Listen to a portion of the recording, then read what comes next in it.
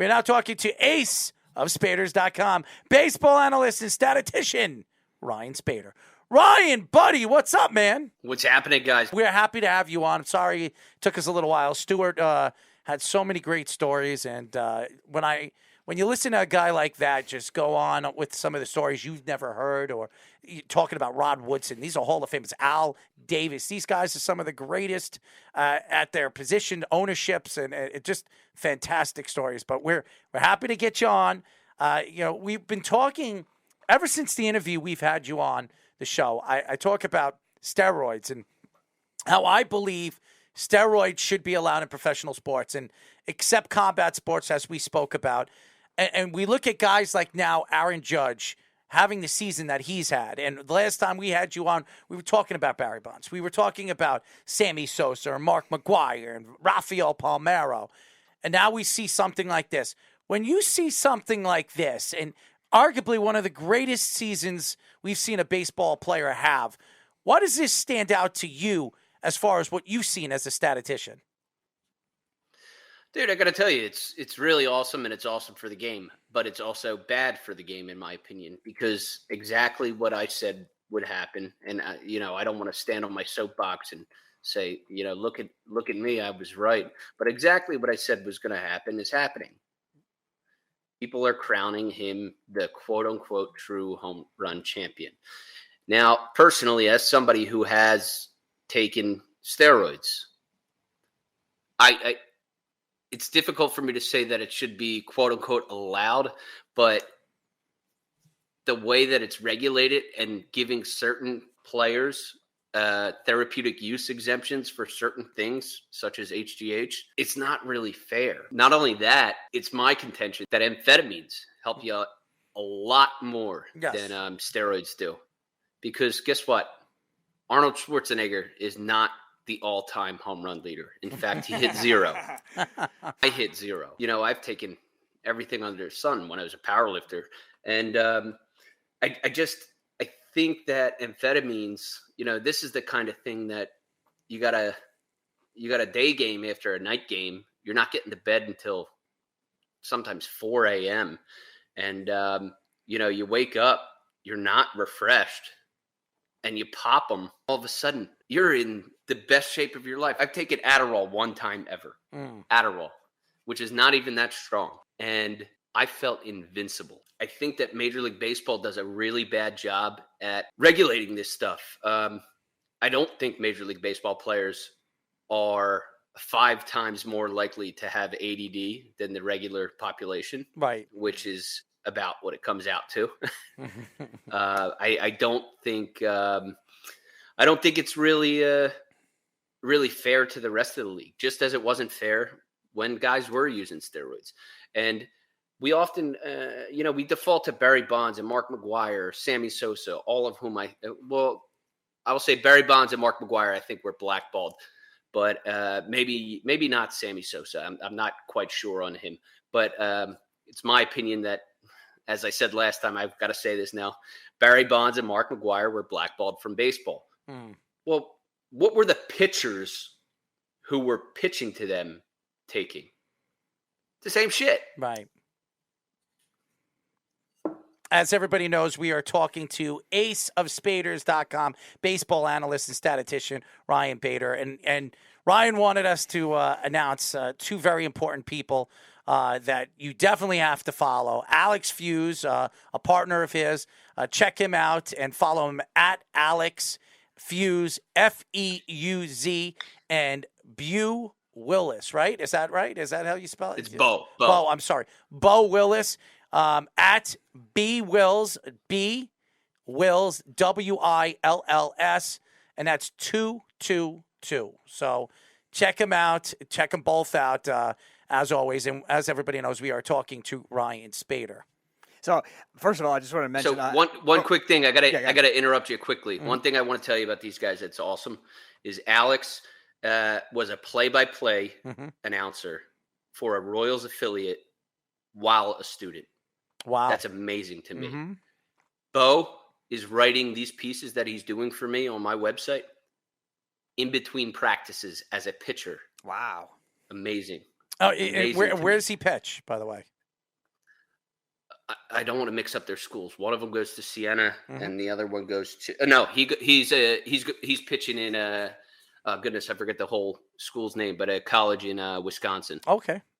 Well, then he's a follower of the Badgers, and I am not a Badger fan. So there you go. But you're a Jim Leonard fan, so you can live with that now. Well, I'm a Jim Leonard fan, by the way, because he played for the Jets. That's about it. Exactly. So now you're being roped in. Well, I'm not being roped in because I do not like the Badgers. And So are you basically admitting your hate of the Badgers is stronger than your love of the Jets? I don't understand why people care so much that I hate the Badgers. I mean, seriously, every single Badger fan that listens to the show, why do you hate the Badgers so much? Because I can't stand the colors. I can't stand those lousy fans. Okay? Sorry. I don't want to. I would be remiss if I didn't say it. His school is Concordia University of Wisconsin. Okay. I just forgot the first part of the name. That's fine. That's fine. But you want to know something? Honestly, anywhere he plays, as long as he's not playing for the Badgers, I like him. So there you go. Try to sell me with Jim Leonard, Speedy. We are talking to ace of Spaeders.com, baseball analyst and statistician Ryan Spaeder, who's one of the more followed Twitter guys when it comes to Twitter handles, when it comes to stats. This guy knows his stuff. He's got over 50,000 people that follow him on Twitter. It's fantastic what he does when it comes to stats, and he has got 2 books. He's fantastic. He really is.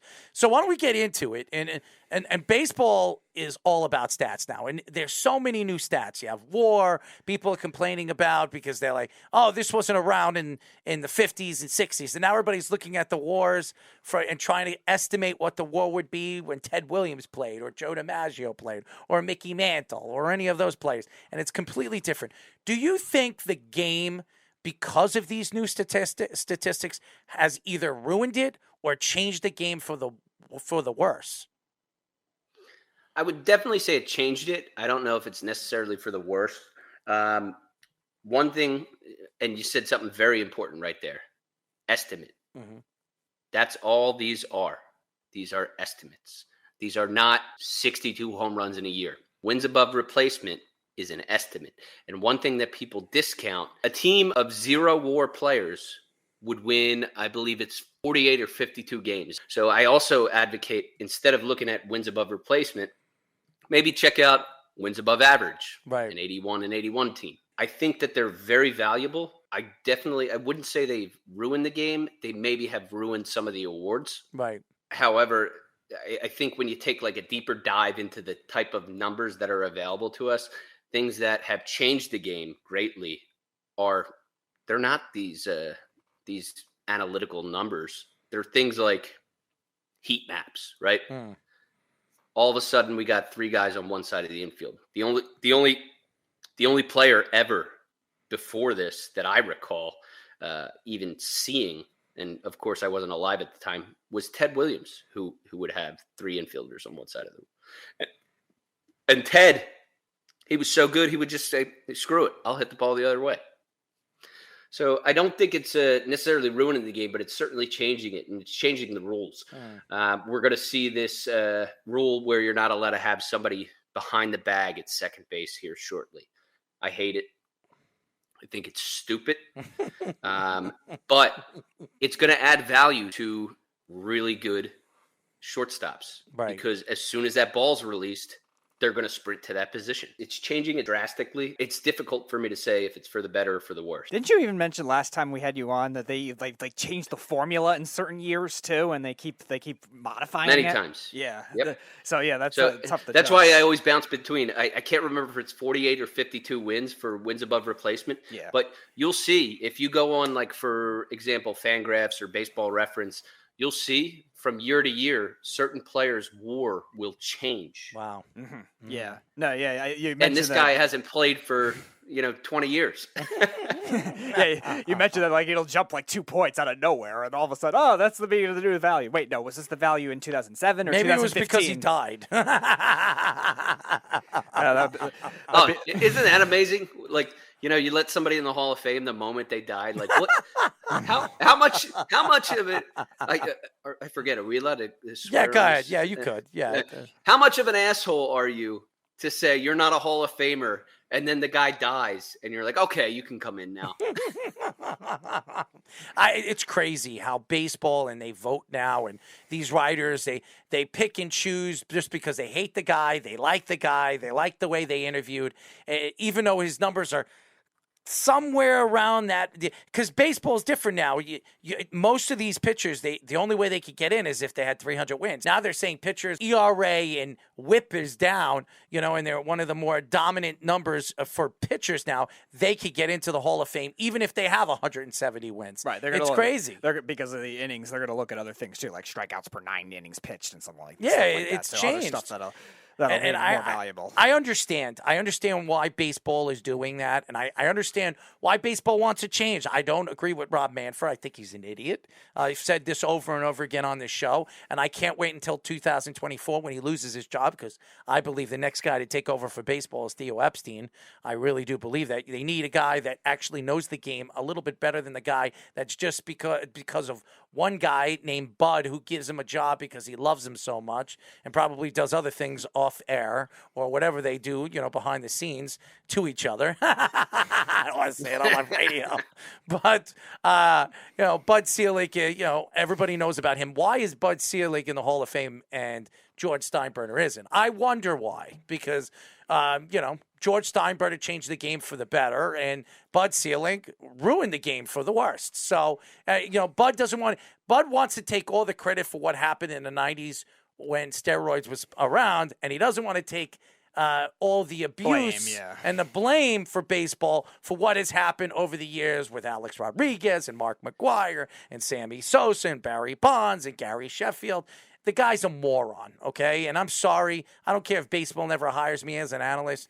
The truth is, baseball likes to cover things for the worst, not for the better. And I think the game needs a smart guy to take over that actually understands what it takes to be a good Samaritan when it comes to the sport of baseball. I think baseball doesn't have that, and that's why Rob Manfred is the worst commissioner in sports.